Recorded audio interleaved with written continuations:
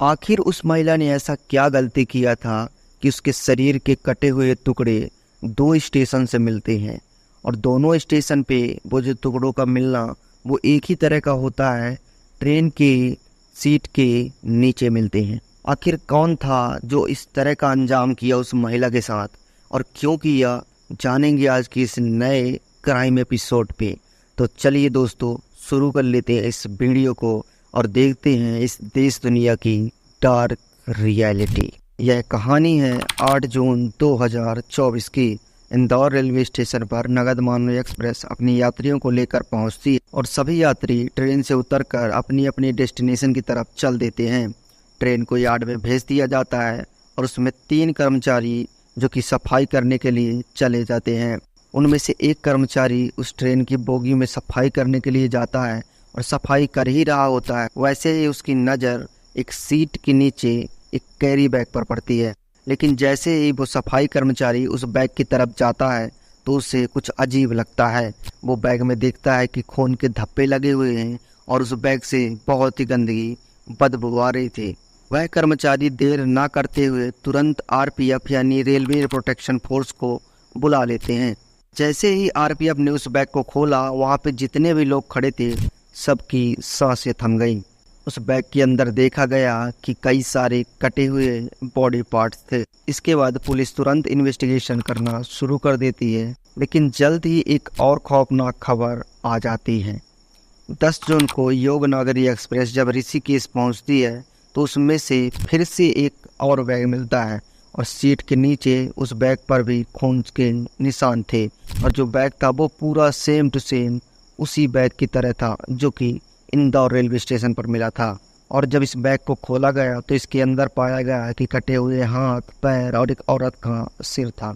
Police को यह case बिल्कुल भी समझ में नहीं आ रहा था कि क्या यह केस एक दूसरे से जुड़े हैं या फिर नहीं। इसी केस पुलिस ने जब रिपोर्ट इंदौर भिजवाई तब वहां से कन्फर्म हुआ कि दोनों बैग में जो बॉडी पार्ट मिले थे वो एक ही औरत के थे। अब पुलिस के पास पूरा सब था, लेकिन सबसे बड़ा प्रश्न तो ये था कि यह सब किस औरत का है। पुलिस ने डेड बॉडी का पोस्टमार्टम करवाया और उस औरत के हाथ पर एक टैटू मिला जिसमें लिखा था मेरा भाई गोपाल। इस क्लू से पुलिस को यह पता चला कि ये जो टैटू था वो मध्य प्रदेश और गुजरात के बॉर्डर के लोगों में बनवाया जाता है। पुलिस तुरंत उस बॉर्डर के पास जाती है, उस गांव में पहुंचती है जहां एक आदमी उस टैटू की पहचान करके बोलता है कि वह उसकी बीवी मेरा बहन है जो 7 जून से मिसिंग है। पुलिस को यह तो मालूम हो गया था कि ये जो सब था वो मीरा का ही है, लेकिन यह समझना अब भी बाकी था कि उसकी हत्या किसने और क्यों की। काफ़ी इन्वेस्टिगेशन के बाद पुलिस के दिमाग में आया कि आखिर ये देखते हैं कि इन दोनों जो ट्रेन में यह बैग मिला था तो ये ट्रेन जो है वो चली कहाँ से थी। तो उनको पता चलता है कि जो ट्रेन है दोनों उज्जैन रेलवे स्टेशन से बनी थी। तो पुलिस ने तुरंत सीसीटीवी फुटेज जो है उज्जैन से लिया और वहाँ पे देखा गया कि 7 जून को जो मीरा बहन थी वो एक आदमी के साथ स्टेशन से बाहर जा रही थी। पुलिस जो होती है उस आदमी को पहचानती है और उसका नाम था कमलेश पटेल और उस कमलेश पटेल को पुलिस के द्वारा पकड़ लिया जाता है और उससे पूछताछ करना शुरू कर देती है।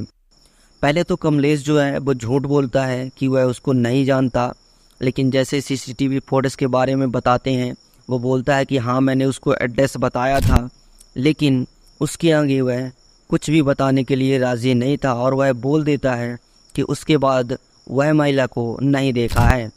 लेकिन पुलिस को उसके ऊपर डाउट था तो वह उसके घर जाकर इन्वेस्टिगेशन करना शुरू करते हैं। तो उनके घर पर उस कमलेश की बीवी मिलती है जो कि सुन और बोल नहीं सकती थे। पुलिस जो होती है वो तुरंत एक साइन लैंग्वेज एक्सपर्ट को बुलाती है और उसकी बीवी से बात करना शुरू कर देती है।